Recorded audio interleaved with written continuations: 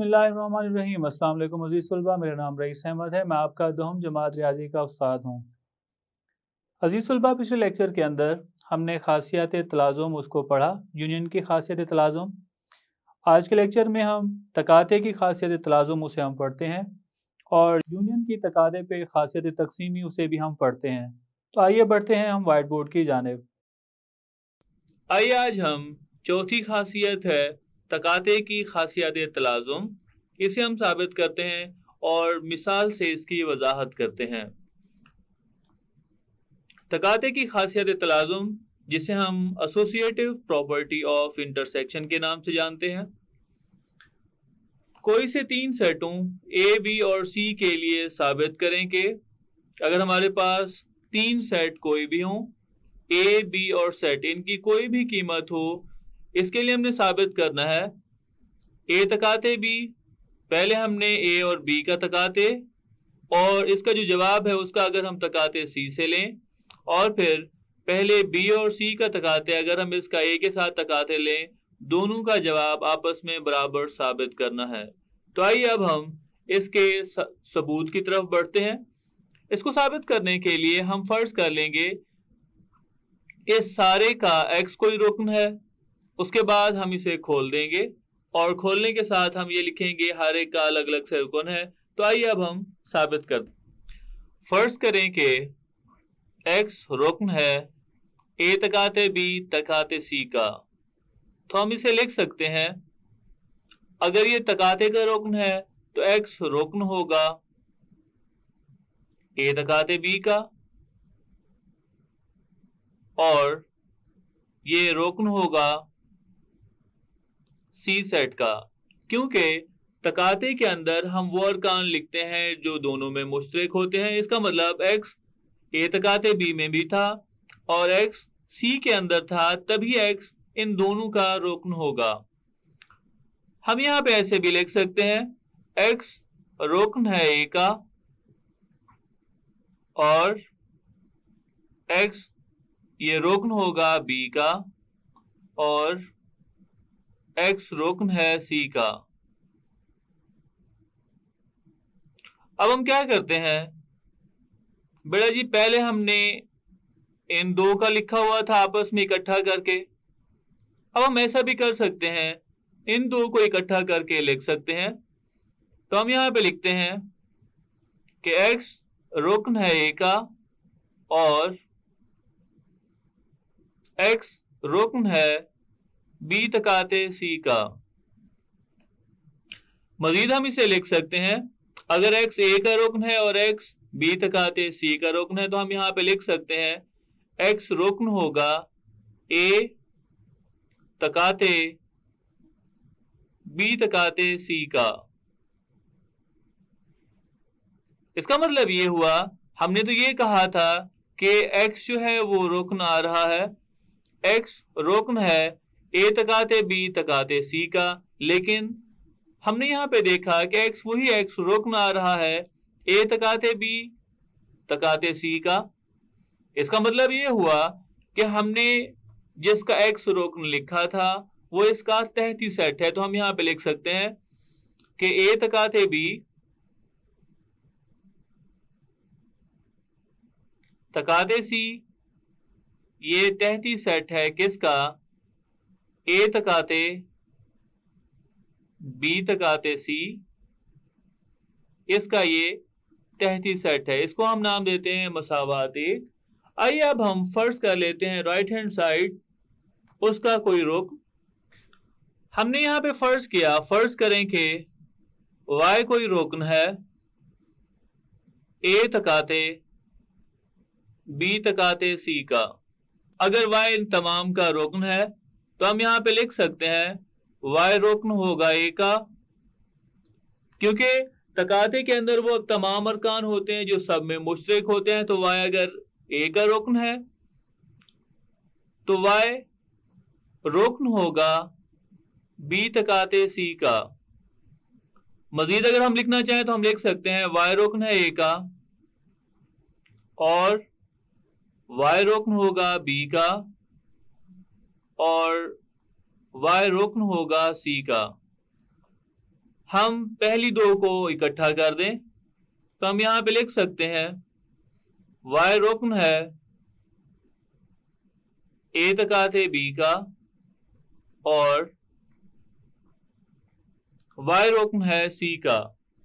मजीद हम इसे लिख सकते हैं कि y रुकन है a तकाते b तकाते c का। अब हमने y तो रुकन लिया था, इसका हमने ये कहा था y रुकन है a तकाते b तकाते c का, लेकिन हमने देखा y इसका रुकन आ गया है। इसका मतलब ये है कि a तकाते b तकाते c जो कि ये इस सेट का तहती सेट है, तो हम यहां पे लिख लेते हैं a तकाते b तकाते c ये तहती सेट है a तकाते b और तकाते c का। नाम हम देते हैं इसे मसावात 2। हम यहाँ पे लिखते हैं मसावात 1 और 2 की रूह से दोनों सेट आपस में बराबर हैं। हमने यहाँ पे लिखा मसावात 1 और 2 की रूह से a तकाते b तकाते c बराबर है a तकाते b तकाते c। आइए अब हम इसकी मिसाल से वजाहत करते हैं। तीन सेट हमने यहाँ पे ले लिए, a बराबर है 1 2, b बराबर है 2 5 और c बराबर आ रहा है 2 4 के। आइए अब हम इसके अंदर कीमतें दर्ज करते हैं। अगर हम इसमें कीमत दर्ज करें तो लेफ्ट हैंड साइड इसकी है a तकाते b, ब्रैकेट हम लिखते हैं, उसके बाद a के लिए रकम 1 2, उसके बाद तकाते अलामत, b की जो रकम है या b सेट 2 5 के बराबर वो हमने लिखा, ब्रैकेट बंद, उसके बाद तकाते अलामत और c सेट 2 और 4 के बराबर है और ये बराबर है। पहले हम a सेट लिखते हैं, a सेट है 1 2 के बराबर, उसके बाद तकाते अलामत, फिर ब्रैकेट, b सेट 2 और 5 के बराबर है, उसके बाद तकाते अलामत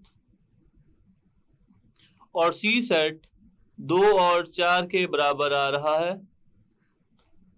बेटा जी पहले और दूसरा सेट, पहला सेट है 1 2, दूसरा सेट 2 5। अगर हम इनका तकाते मालूम करें तो हम जानते हैं तकाते के अंदर वो तमाम अरकान लिखे जाते हैं जो दोनों में मुश्तरक हों। तो यहाँ दोनों में 2 मुश्तरक आ रहा है, इसका जवाब 2 होगा।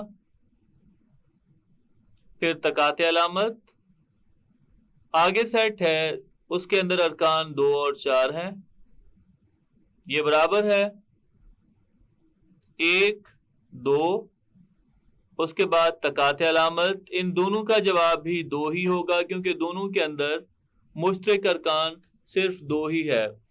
पहले सेट 2 का 2 और 4 के साथ अगर हम तकाते मालूम करें तो इसका जवाब 2 होगा क्योंकि मुश्तरक अरकान दोनों में 2 है, और दूसरी तरफ भी जवाब 2 के ही बराबर होगा। तो मिसाल से हमने साबित किया कि a तकाते b तकाते c बराबर है a तकाते b तकाते c। आइए अब हम अगली खासियत की तरफ बढ़ते हैं।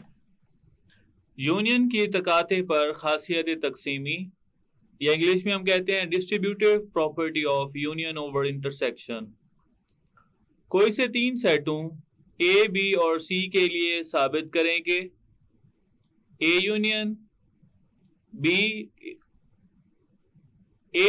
b तकाते c बराबर है a union b तकाते a union c। तो हमने क्या किया, यहाँ पे देखा कि अगर हम b और c का तकाते पहले मालूम करके उसके साथ a का यूनियन लें, उसके बाद a का यूनियन b के साथ ले लें, फिर a का यूनियन c के साथ लेके दोनों का तकाते लें तो जवाब आपस में बराबर होगा। तो आइए अब हम इसे साबित करते हैं। फर्ज करें कि x रुकन है a यूनियन b तकाते c का, तो हम कुछ इस तरह से इसे लिख सकते हैं, x रुकन है a का, या फिर x रुकन है b तकाते c का।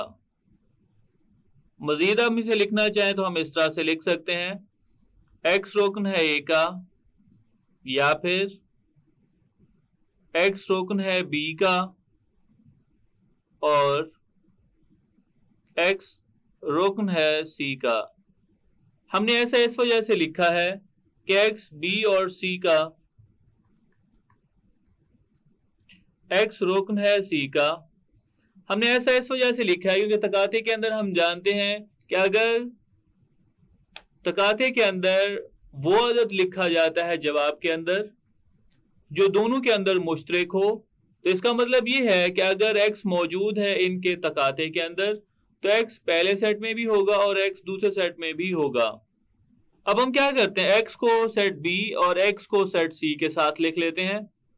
हम यहाँ पे लिख सकते हैं x रुकन है a का, फिर या अलामत, या x रुकन है b का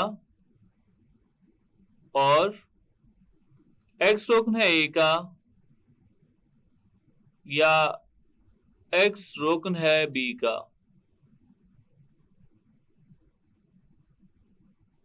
अगर x a का रुकन है या x b का रुकन है तो हम यहाँ पे इसे यूनियन की शक्ल में लिख सकते हैं। x रुकन होगा a यूनियन b का, और x अगर a का रुकन है या x b का रुकन है तो हम यहाँ पे लिख सकते हैं x रुकन होगा a यूनियन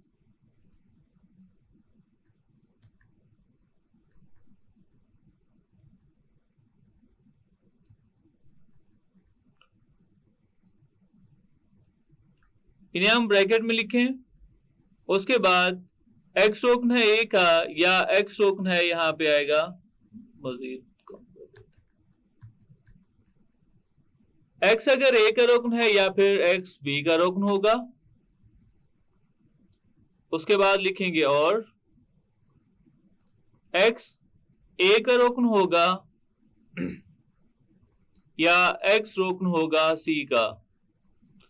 मजीद हल करें तो हम इसे लिख सकते हैं, अगर x a का रुकन है या x b का रुकन है तो हम यहाँ पे लिख सकते हैं x रुकन है a यूनियन b का,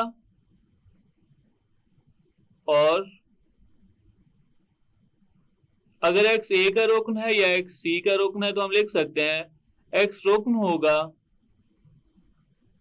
a यूनियन c का।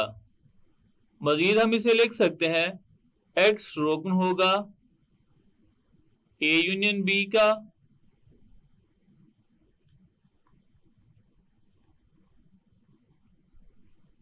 और को हम तब्दील कर लेते हैं तकातों के अंदर, और x रुकन होगा